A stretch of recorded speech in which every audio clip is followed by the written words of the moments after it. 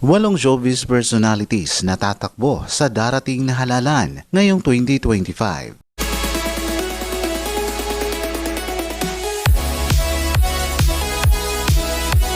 Tatlong taon na pagpapahinga ni Tito Sotto matapos hindi ito pinalad na manalo bilang isang Vice President sa Pilipinas noong nakalipas na 2022 National Election Day. Sisiguraduhin na niya ang kanyang pagbabalik sa Senado sa naturang eleksyon kasama niya sa ilalim ng People National Coalition na sina Manny Pacquiao at Lito Lapid. Nananatiling malakas pa rin ang karisma nito sa mga tao sa Pilipinas sa pagsiserbisyo niya sa ating bayan. Ang big winner ng 2008 at former PBB housemate na si AJ Falcon ng ABS-CBN, palalawakin niya ang pagbibigay serbisyo sa kanyang naturang lugar. Sa unang pagkakataon, sumubok na pasukin ang politika noong tumakbo siya bilang Vice Governor sa Pulang Oriental, Mindoro sa nakaraang lumipas 2022.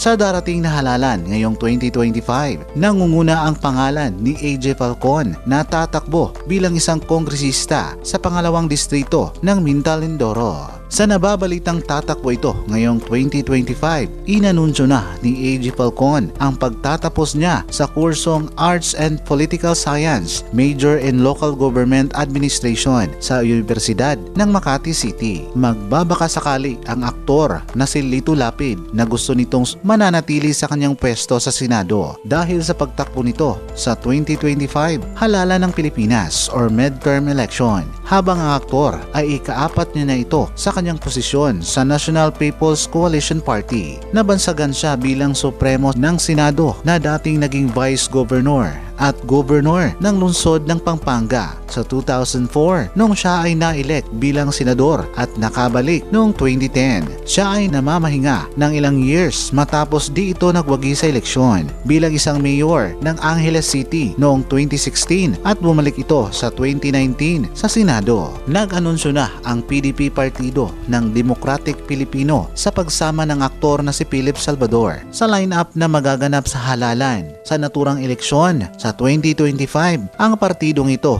at ang nangunguna ay si Senator Robin Padilla at siya ang nahalal bilang presidente at national campaign manager, habang si Philip Salvador naman ay nakapangalan bilang vice president ng partido sa Luzon area. Naaalala natin ang pagtakbo ni Salvador bilang senador sa kadahilan ng nagbitaw ito ng mga pahayag ng nagsasabing, "Ako po ay si Philip Salvador, hindi po ako abogado, hindi po ako doktor, hindi naman ako engineer. Ako po ay isang artista na galing PDP na maglilingkod at magsiserbisyo sa ating kababayang Pilipino." Pinahayag ng naturang aktor na siya ay tatakbo bilang senador sa darating na halalan ngayong 2025 na si Bong Revilla. Inanunsyo na ng kanyang mga kapartido at ang kanyang kinabibilangan at ito ay Lakas CMD, Lakas Christian Muslim Democratic Party. Nangyari ang mga kaganapan sa Malacañang Palace habang ginaganap ang National Convention ng kanilang partido sa pangunguna ng kanilang presidente na si House Speaker Martin Romualdez. Nung unang sumabak sa politika si Bong Revilla sa nakalipas noong 1995 bilang isang Vice Governor ng Cavite City. Sumunod nito ay naging isang senador noong 1998 at siya ang unang nakapaglingkod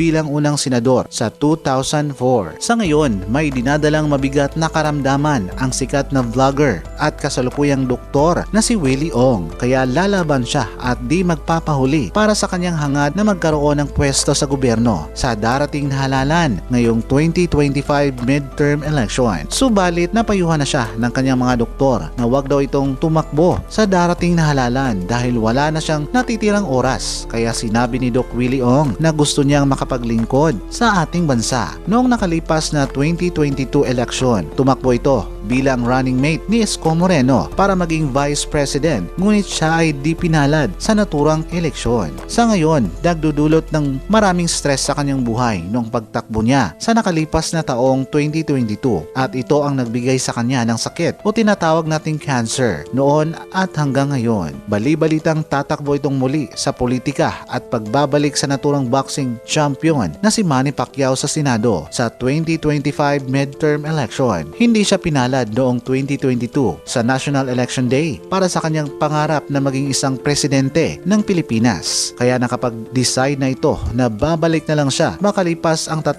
taon at susubukang muli na magkaroon ng pwesto bilang isang mambabatas o senador at ang kanyang hangad na makatulong sa mga nangangailangan na mabigyan ng pagkakataon o boses sa naturang gobyerno. Nagsimula si Manny sa kanyang political career noong 2010 bilang isang congressman sa Sarangani Province at di ito tumigil at tumakbo pa ito bilang senador noong 2016 sa National Election Day at nakakuha ng pwesto niya bilang isang mambabatas ng gobyerno at nagwagi ito. Kaya sinabi na ni Bongbong Marcos ang pagbabalik ni Manny sa Senado nang ito'y nag-quick visit sa hometown ni Pacquiao sa Jinsan noong May 2024 at siya na rin ang nagsabing babalik ang numero 1 idol ng mga tao sa posisyong naiwan nito noong nakalipas na halalan. Malapit sa puso at damdamin ang former actress at gumaganap na konsehal ng Caloocan City na si Marjorie Barreto. Ang kanyang pagiging public service o pagtulong sa kanyang mga kababayan sa Pinas habang nakadistino sa Caloocan City. Maaari po kayong mag-like and subscribe sa ating munting channel para palagi kayong updated sa mga kaganapan at sa bawat karagdagang impormasyon kay Putakterang Pinoy. Marami pong salamat.